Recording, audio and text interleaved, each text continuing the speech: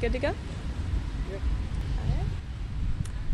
Hi, I'm Bonnie with Paste Magazine, and we're here at Bonnaroo. I'm joined by Tiff from GIVERS. Thanks for joining us. Thanks for having me.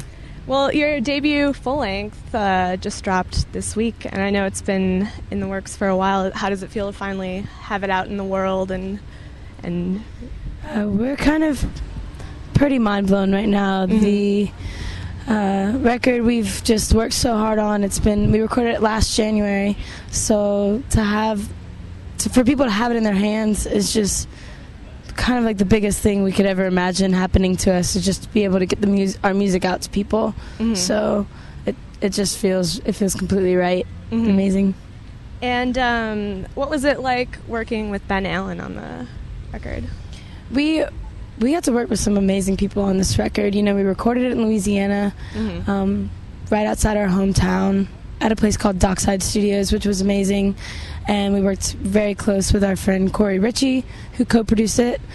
And then we got to mix some of the songs with Chris Cody, who's an amazing engineer. Mm-hmm. And then we got to do some with Ben Allen, who's also an amazing engineer. And we did that in Atlanta. Mm-hmm. So we respect everything he's done in the past and all the artists he's worked with, and everything he's done is, we really, a lot of those bands are inspirations to us. So it felt right, and he did such a great job on it. Mm-hmm.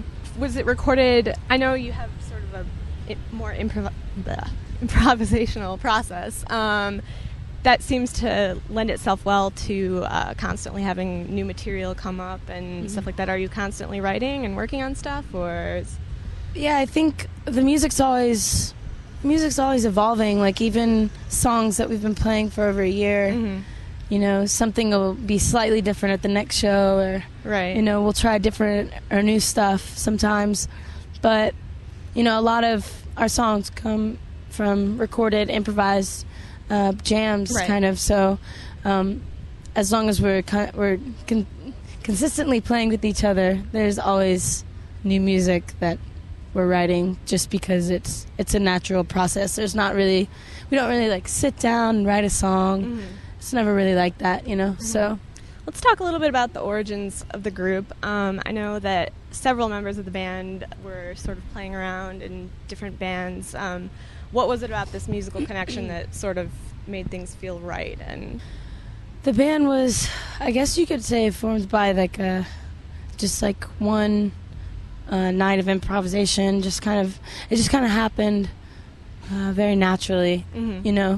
Nothing was ever forced or premeditated. It was a very organic process. Mm-hmm. So, we had all known each other from playing in various bands together in the past, and it just kind of happened that we were all there that one night where we got to play with each other. And the response of the people that were there, mm-hmm. whether it was 10 to 50 people, was so good. We just felt like, man, we have to do that again. We should do that again. So it happened again a week or two later or something, and we just realized that it just felt right, Mm-hmm. So there was no other way around it, we just had to kind of follow our hearts with it. So I guess the new album, In Light, it's very aptly titled. I think it's sort of sunny, feel-good songs for the most part. That I guess those are the terms that get tossed around a little bit about. Right. But what do you ultimately want listeners to take away from it? If someone's at a GIVERS show, what do you want their optimal experience to be? Well, just like the way the name came to us, Mm-hmm. the album name, we didn't think too hard on it. Mm-hmm. It sort of developed on its own. It was like a motif. Our band is kind of, I don't know, our message just kind of, I feel like it's kind of hard to explain. Mm-hmm. But I think mostly what I want people to take away from is a sense of empowerment. We're up there doing what we love to do, Mm-hmm. and we would just want people to be inspired to do what they love to do, because that's ultimately where you want to be in life, is just doing something that you love, Mm-hmm. and that you can service other people by doing. Mm-hmm. And hopefully we can just support the dream of other people by supporting our own dream, Right. So I think it's really important to keep that mind frame of being in the moment, of letting go and not worrying about what other people think or worrying about just the mind. Like, I feel like the main thing about the world has to do with the connection to each other's hearts, you know? So. Right. And you're playing tonight. Are you going to be sticking around for the rest of the festival afterwards? Oh, man, we wish. We really do wish. We're going up to New York right after this, so we'll be here for tonight, and hopefully I'll be able to catch a couple bands after we play. Is there anyone tonight you're looking forward to seeing? Yes.